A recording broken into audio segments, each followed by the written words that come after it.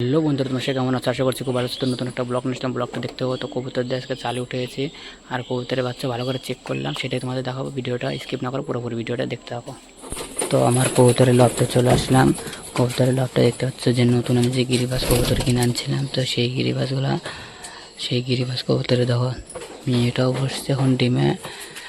তো হয়তো ভালোভাবে ফুটতে পারে, ডিমটা ফুটলে তো ভালো হবে। যাই হোক, আর এত কবুতর ছিল, সব কোথায় গেল? এই বাচ্চা টাচ্চা সব আছে, দেখায়।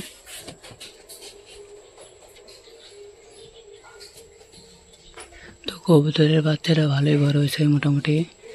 তো সব কবুতর কোথায় গেল? তোমরা তো ওটা দেখার জন্য অবশ্যই ভাবছো যে এত কবুতর ছিল কোথায় গেল। চলো ওটা তোমাদের দেখাবো। তো দেখো না খাবারগুলো ছিটা ছাটা কী করছে কবুতরগুলো। যাই হোক, এরা এখন মেয়েটা যে ডিমে বসছে, এটা দেখে খুব ভালো লাগতেছে আমার।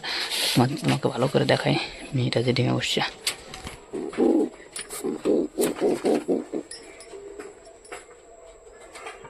দেখতে তো পায়রিটাও তাহলে ডিমে বসতেছে, আর সব কবুতর গাছ হচ্ছে চালে।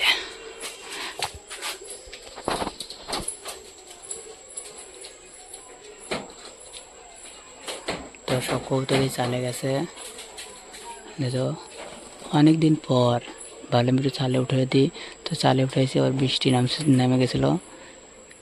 তো সুন্দর সুন্দর লেগে গেছে। যাই হোক, একটু পরে সব কবুতরই খুবই ঢুকে যাবে।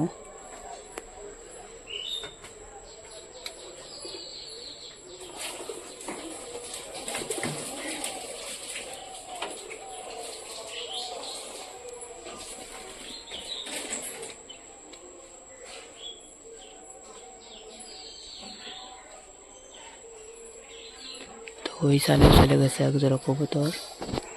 তো এদিকে কিছু আছে।